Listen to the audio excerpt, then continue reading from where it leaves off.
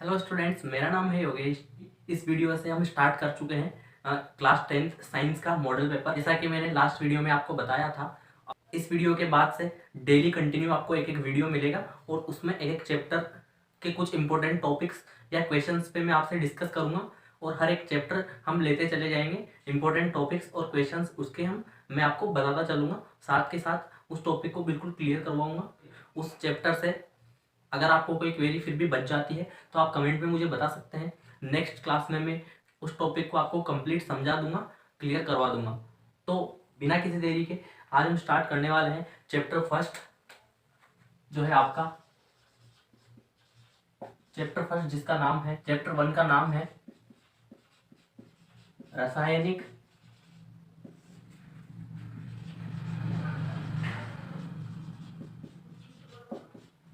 अभिक्रियाएं एवं समीकरण। ये चैप्टर फर्स्ट आपका होने वाला है और इंग्लिश में इसका नाम है केमिकल रिएक्शंस एंड इक्वेशंस। ठीक है, तो कुछ इंपॉर्टेंट टॉपिक्स की मैं यहाँ पे बात करूँ, कुछ इंपॉर्टेंट क्वेश्चंस भी मैं आपको यहाँ पे बताऊंगा और उनके आंसर भी मैं आपको बताऊंगा, और एग्जाम में किस टाइप से आपको आंसर्स लिखने हैं कंप्लीट, उसके बारे में आपको बताऊंगा। तो चैप्टर 1 की हम बात कर रहे हैं। आप सबसे पहला क्वेश्चन आप यहाँ पे देख पा रहे होंगे स्क्रीन पे, रासायनिक अभिक्रियाओं के संदर्भ में निम्नलिखित कथनों पर विचार कीजिए। यहाँ पे 2 कथन आपको दिए हुए हैं, तो मल्टीपल चॉइस क्वेश्चन भी आपको देखने को मिलेंगे।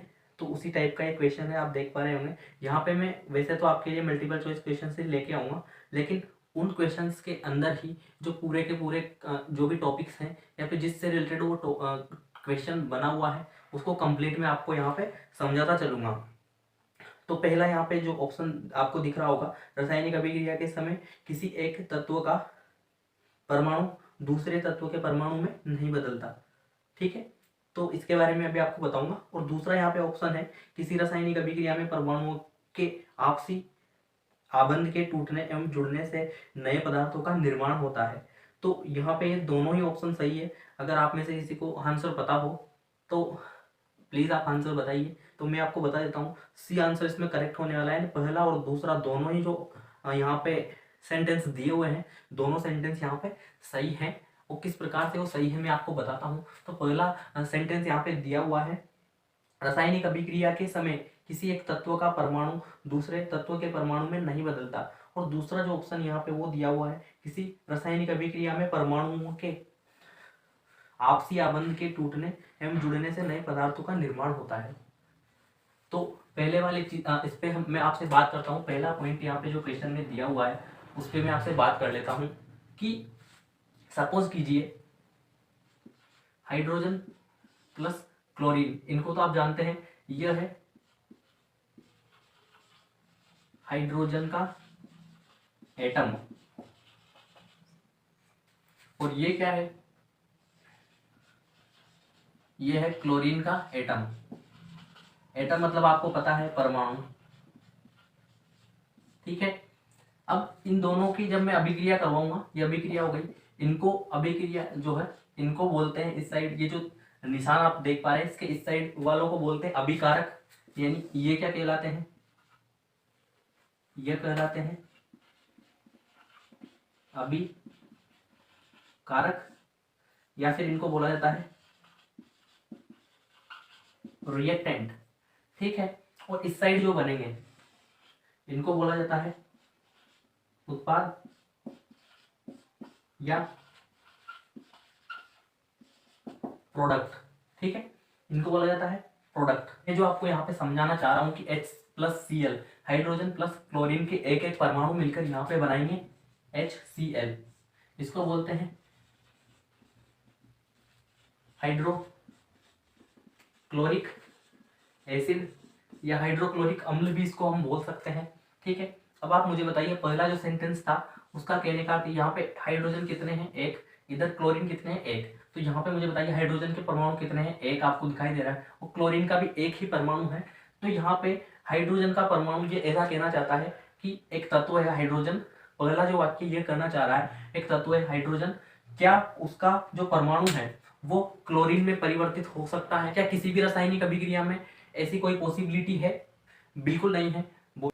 तो ऐसी कोई पॉसिबिलिटी नहीं है कि किसी एक तत्व का परमाणु जब रासायनिक अभिक्रिया कंप्लीट होती है, जब प्रोडक्ट या उत्पाद बनता है, तो ऐसा बिल्कुल नहीं हो सकता कि वो दूसरे किसी तत्व के परमाणु में परिवर्तित हो जाए। तो ये आपको समझ आया होगा, इसीलिए पहला जो पॉइंट वहां पे लिखा हुआ है कि नहीं हो सकता, वो बिल्कुल सही है। दूसरे पॉइंट की हम बात कर लेते हैं, मैं यहीं पे आपको समझा देता हूँ कि किसी भी उत्पाद जो है उसका निर्माण या तो दो चीजों से या तो दो चीजों के बीच बंध बनने से, यानी दो तत्व हैं यहाँ पे और उनके जो परमाणु उनके बीच में जो बंध बनता है उनसे एक नया प्रोडक्ट बनेगा, या हो सकता है, जैसे मैं एक एग्जांपल दे देता हूँ आपको यहाँ, फोटोसिंथेसिस अभिक्रिया जो है उसका मैं एग्जांपल देता हूँ कि फोटोसिंथेसिस जो अभिक्रिया होती है वो 6 oxygen plus 6H2O plus CO2 carbon dioxide plus 6H2O से मिलकर होती है, और सनलाइट की उपस्थिति में जो है, सनलाइट की उपस्थिति में ये अभिक्रिया होती है और यहाँ पे एक प्रोडक्ट बनता है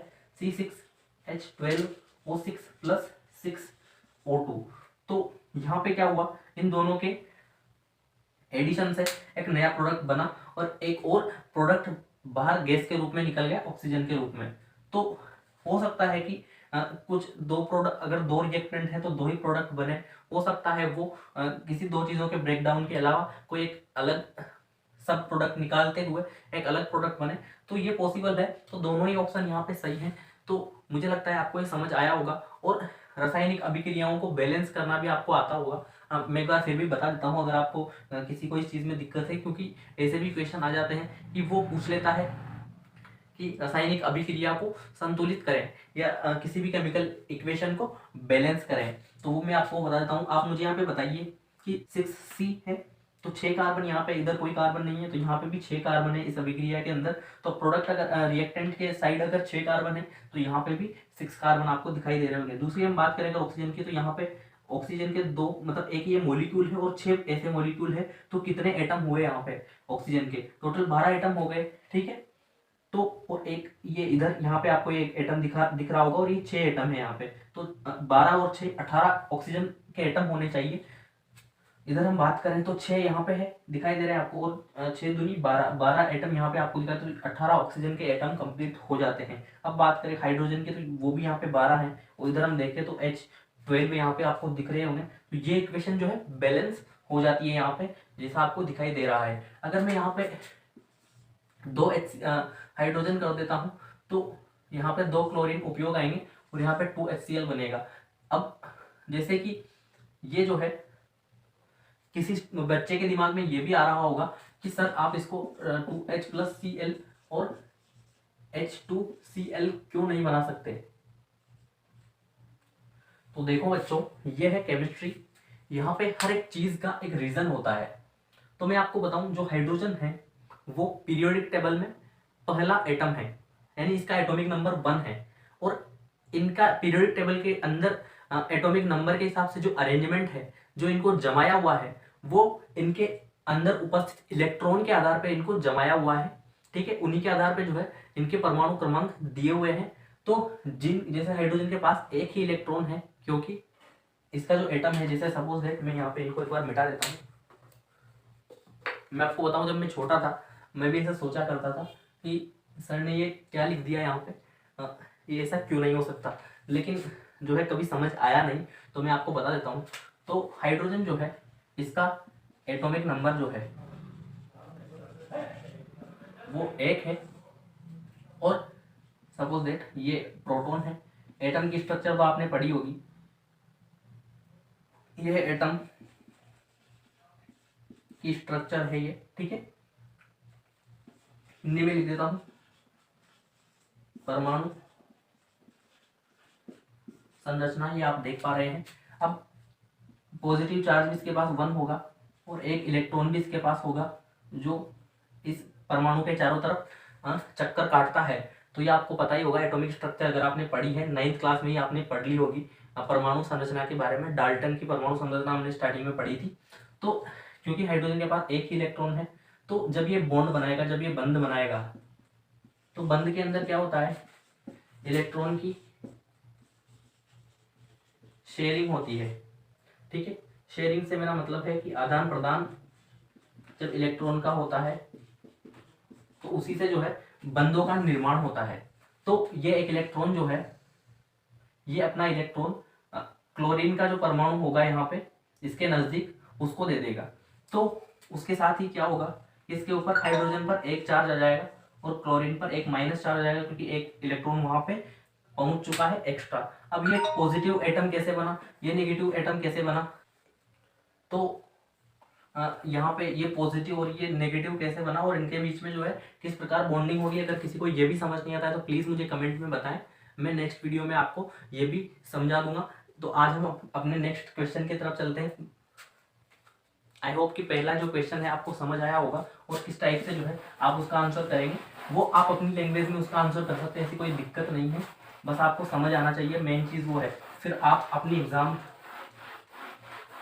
के अंदर अपनी आंसर शीट में मन चाहे जिस प्रकार से उसको अपनी खुद की लैंग्वेज में जैसा आपको समझ आया है आप लिख सकते हैं, कोई प्रॉब्लम नहीं है, कोई मार्क्स आपके नहीं कटने वाले। अब चलते हैं अपन नेक्स्ट क्वेश्चन की तरफ। नेक्स्ट क्वेश्चन आप स्क्रीन पे देख पा रहे होंगे, किसी पदार्थ का उपचयन ऑक्सीडेशन होता है यदि उसमें ऑप्शन है ऑक्सीजन की वृद्धि हुई हो, दूसरा है ऑक्सीजन की कमी हुई हो, हाइड्रोजन की वृद्धि या फिर हाइड्रोजन की कमी। तो मैं आपको बताता हूँ ऑक्सीडेशन के बारे में। अगर किसी स्टूडेंट को इसका आंसर आता है तो आप कमेंट करके मुझे बताएं प्लीज। ठीक है, सॉरी ऑक्सीडेशन, और एक है रिडक्शन। ठीक है, तो इसको तो बोलते हैं उपचयन और ये होता है अपचयन।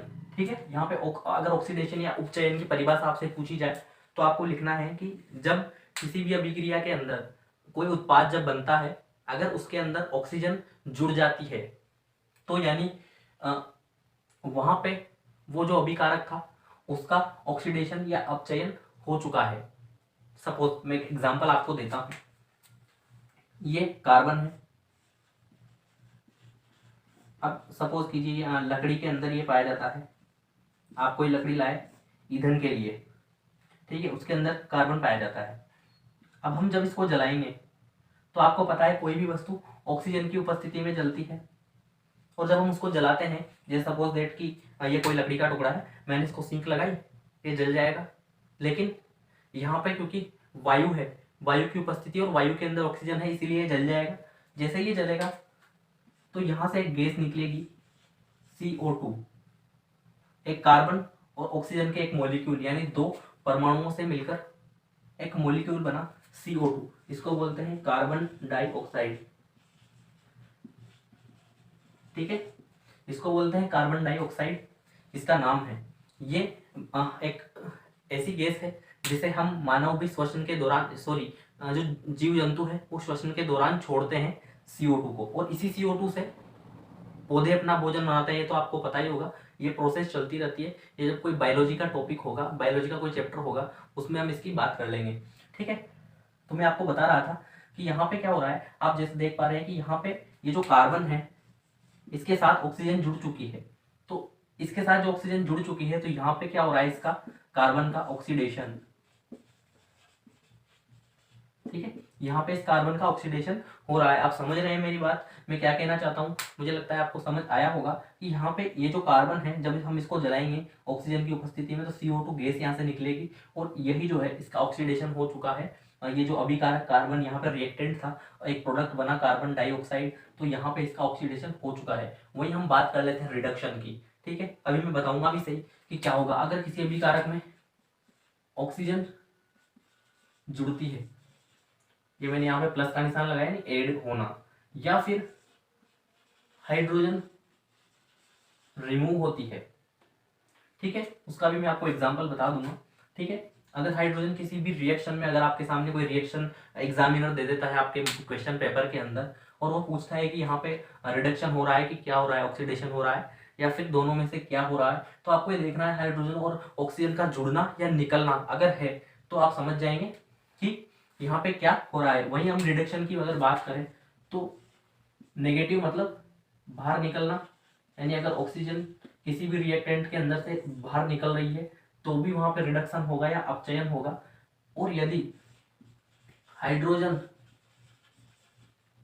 का एडिशन हो रहा है यानी जुड़ रहा है हाइड्रोजन का कोई परमाणु किसी रिएक्शन अभिकारक से और प्रोडक्ट बना रहा है ऐड होकर, तो वहां पे भी रिडक्शन आपको देखने को मिलेगा। लेकिन अगर किसी अभिक्रिया में दोनों ही प्रोसेस अगर आपको देखने को मिल रही है, आप कंफ्यूज मत होइए, उसे कहते हैं रिडॉक्स रिएक्शन। ठीक है, रेडॉक्स अभिक्रिया उसको बोला जाता है।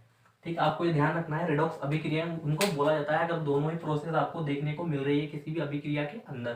ठीक, तो ये आपको समझ आया होगा किस प्रकार से ऑक्सीडेशन होता है। और इसी प्रकार से जो है, जैसा मैंने अभी पहले एग्जांपल दिया आपको कि क्या हो रहा है, कि मैं एग्जांपल आपको देता हूँ, जैसे C6CO2 + 6H2O, यहाँ पे क्या हुआ, C6H12O6 ये बना और यहाँ पे 6O2 यहाँ से बाहर निकल गया। ये 6O2 यहाँ कहाँ से आई, यहाँ से। अब इस कार्बन के पास से, क्योंकि आप देख पा रहे हैं यहाँ पे पहले इसके पास 12 ऑक्सीजन के एटम थे, लेकिन यहाँ पे सिर्फ इस कार्बन के जो ये प्रोडक्ट है इसके अंदर, ये तो यहाँ पे प्लस का निशान है। ठीक है, 2 प्रोडक्ट यहाँ पे बने, एक तो ऑक्सीजन गैस बनी है, ग्लूकोज बना है, इसको बोलते हैं ग्लूकोज। ठीक है, तो ये फोटोसिंथेसिस के दौरान बनती है और ये ग्लूकोज जो है यही स्टार्च का रूप लेती है। और ये जो स्टार्च है ये प्लांट फूड के रूप में जो है प्लांट्स को बनाते हैं अपनी लीव्स के अंदर फोटोसिंथेसिस की प्रोसेस से। तो वो एक अलग बात है, उसको हम किसी और टॉपिक में जब हम पढ़ेंगे इससे रिलेटेड, उसमें हम इसकी कंप्लीट बात कर लेंगे।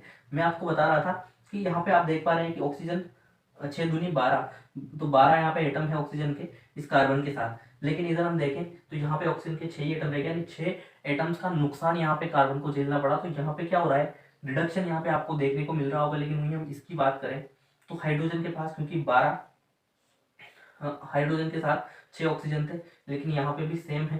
तो लेकिन यहाँ पे क्या हो रहा है, ऑक्सीजन का रिमूवल भी हो रहा है। तो यहाँ पे आपको रिडक्शन साफ देखने को मिल रहा होगा, साफ आपको नजर आ रहा होगा। लेकिन साथ ही साथ इस कार्बन के साथ 12 हाइड्रोजन भी जुड़ते हैं, ऐड हो रहे हैं। तो यहाँ पे आपको रिडक्शन भी देखने को मिल रहा होगा और आपको यहाँ पे ऑक्सीडेशन भी देखने को मेरे ख्याल से मिल रहा होगा।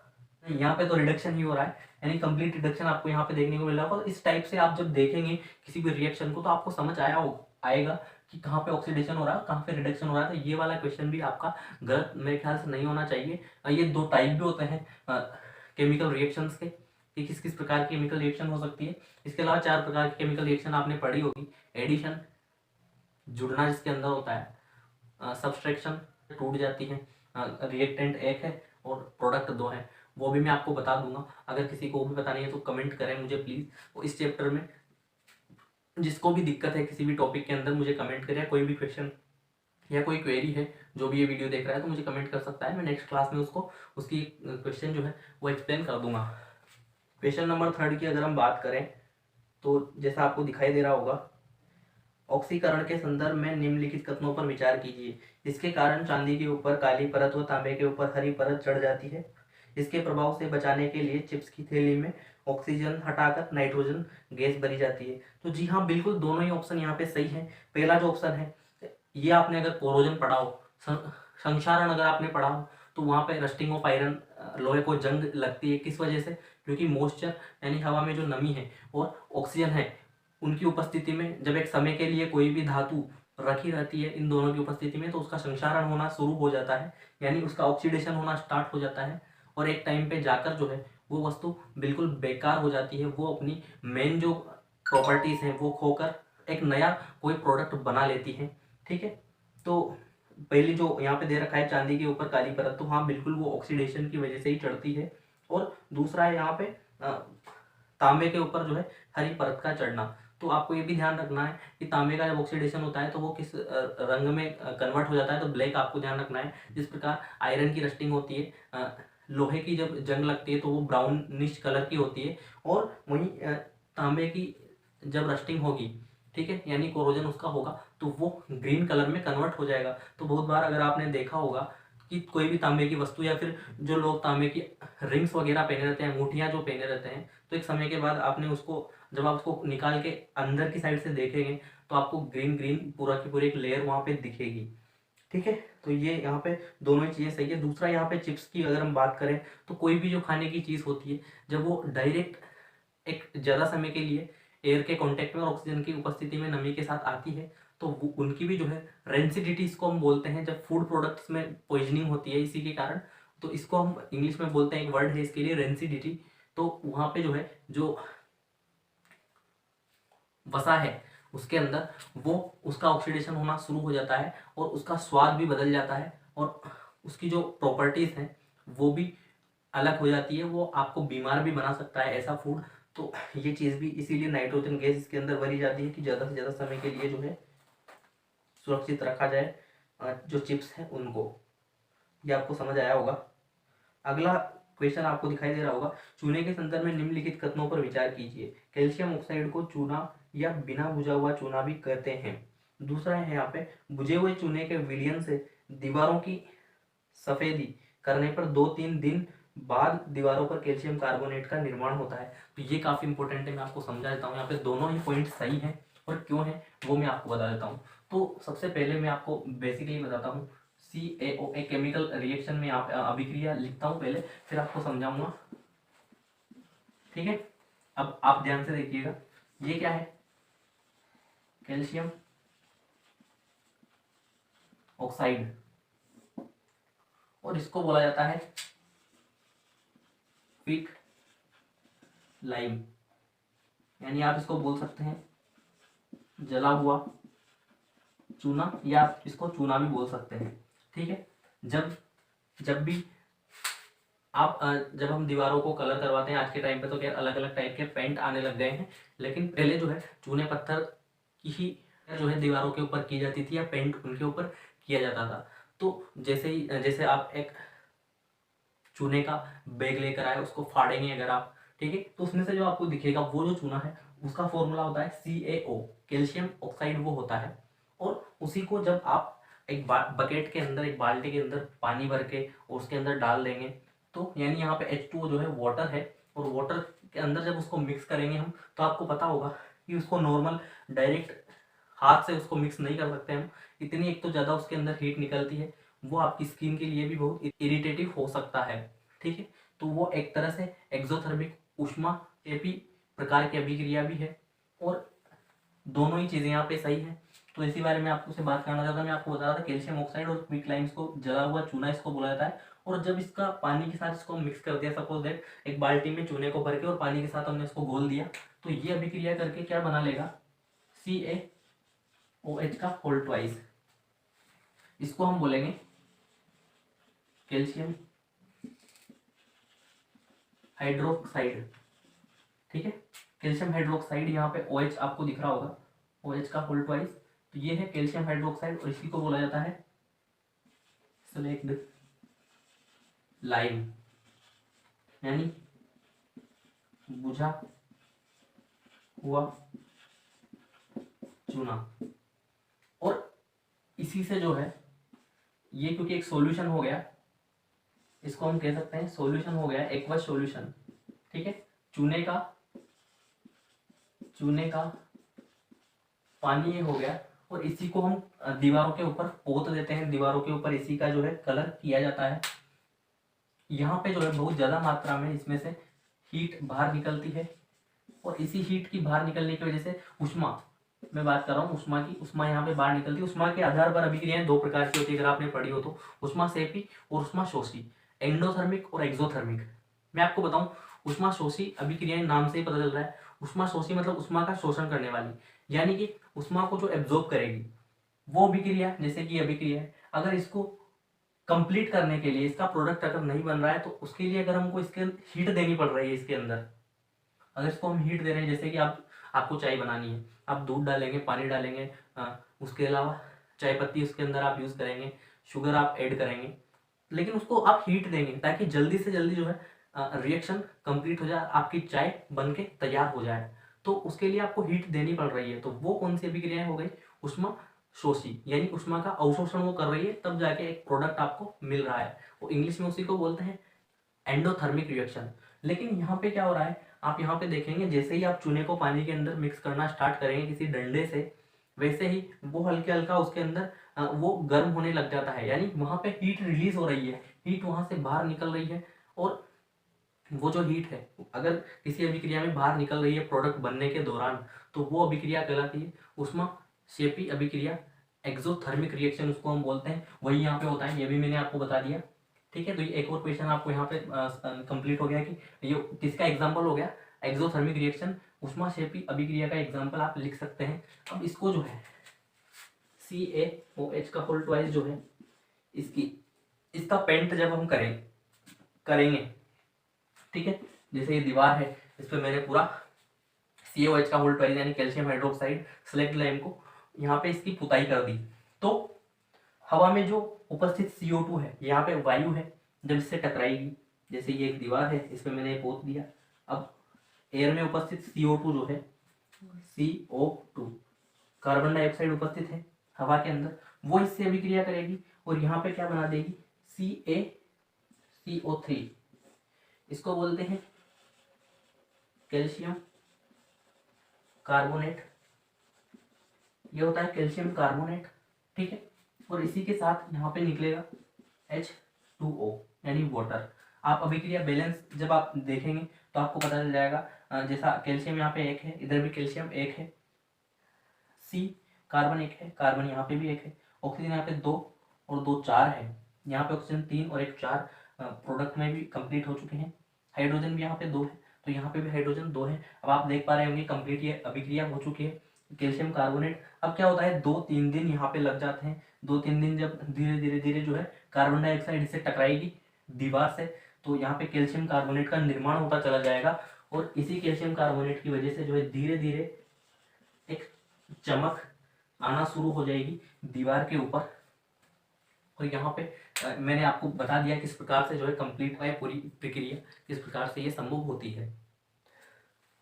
आज का जो लास्ट क्वेश्चन है आप देख पा रहे होंगे आपकी स्क्रीन के ऊपर, यह है श्वसन यानी रेस्पिरेशन निम्न में से कैसी अभिक्रिया है। आप देख पा रहे हैं, आपको बताना है, जैसा मैंने अभी आपको बताया था रेस्पिरेशन की अभिक्रिया तो मैंने नहीं बताई, फोटोसिंथेसिस जरूर आपको बताई थी। फोटोसिंथेसिस में एक प्रोडक्ट बना था ग्लूकोज, और उसी ग्लूकोज को जब हम कंज्यूम करेंगे, इसी ग्लूकोज को जब हम खाएंगे, ठीक है, अब ये अपनी बॉडी के अंदर चला गया और हमको एनर्जी के लिए इसका ब्रेकडाउन होगा, यानी इसको हमारी बॉडी के अंदर ये चला गया और ऊर्जा लेने के लिए इसको तोड़ना पड़ेगा।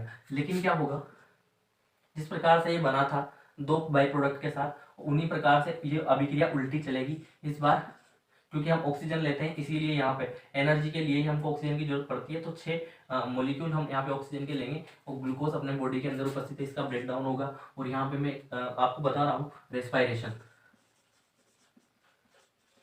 यानी श्वसन जो है उसकी अभिक्रिया आपको बता रहा हूँ आपकी बॉडी के अंदर किस प्रकार ये होता है। यहाँ से निकलेगी 6CO2 प्लस 6H2O, ठीक है। यहाँ पे यही रिएक्टेंट से पहले जब फोटोसिंथेसिस हुई थी, आप मुझे बताइए, जैसे कि आपने एक मकान बनाया, उसके अंदर आपको उसके लिए आपको क्या क्या चाहिए, आपको रेत चाहिए, आपको सीमेंट चाहिए, ईंटें चाहिए, यही सारी बेसिक चीज़ें हैं जो आपको चाहिए। अब जब आप उस दीवार को तोड़ोगे तो भी आपको वहाँ से वही चीज़ें मिलेगी, आपको सीमेंट मिल सकता है, हाँ थोड़ी प्रॉपर्टीज उसकी बदल सकती है, आपको वहाँ से ईंटें मिलेंगी और आपको वहाँ से रेत मिल सकती है, लेकिन चीज़ें वही हैं। यहाँ पे भी वही हुआ, जिस प्रकार फोटोसिंथेसिस की अभिक्रिया में CO2 और H2O से मिलकर सनलाइट की उपस्थिति में, यानी सूरज से जो एनर्जी ली थी पत्तियों ने, और उस एनर्जी को स्टोर करके, उस ऊर्जा को स्टोर करके ग्लूकोज बनाया था, उसी ग्लूकोज को जब हमने खाया और रेस्पिरेशन की जब प्रक्रिया कंप्लीट होगी, तो वही ऑक्सीजन जो यहाँ से निकली थी प्रोडक्ट के रूप में, अभी वो रिएक्टेंट के रूप में आपको यहाँ पे काम आएगी, और इसी की उपस्थिति में वो एनर्जी जो है जो सनलाइट से पौधों ने ली थी, वही एनर्जी इसके साथ यहाँ पे मैं इधर लिखता हूँ, वही एनर्जी यहाँ पे निकलती है, साथ में हीट के रूप में भी यहाँ से एनर्जी निकलती है। और आप जो है एनिमल्स जो है जब रेस्पिरेशन हम करते हैं तो ये हम सांस के रूप में छोड़ते हैं कार्बन डाइऑक्साइड प्लस वाटर। अब मैं आपको बताऊं वाटर किस प्रकार से आप छोड़ते हैं। सर्दियों में आपने देखा होगा, जब आप चश्मा लगाएंगे या फिर जैसे ही आप किसी आईने के सामने ऐसे सांस मारेंगे तो आपको वहाँ पे ओस की बूंदें दिखाई देंगी। वो गर्मियों में इसीलिए नहीं होती कि भाप यहाँ से जो है हीट के साथ जो है वाटर ड्रॉपलेट्स तो बाहर निकलती है, पर बाहर का तापमान और अंदर का तापमान लगभग समान होता है, इसीलिए जो है वो हवा में आते ही उड़ जाती है। लेकिन सर्दी के टाइम पे बॉडी टेम्परेचर ज़्यादा होता है और बाहर का रूम टेम्परेचर बॉडी टेम्परेचर से 10 या 15 डिग्री सेल्सियस कम होता है। तो जैसे ही आप उसको बाहर निकालेंगे तो वो जो सांस है, वो जो भाप है, वाटर ड्रॉपलेट्स हैं, वो बाहर आते ही जम जाती है और आपको पानी के रूप में जो है कंडेंस हो जाती है और आपको दिखाई देती है। ये बिल्कुल वैसा है जिस प्रकार बादल बनते हैं।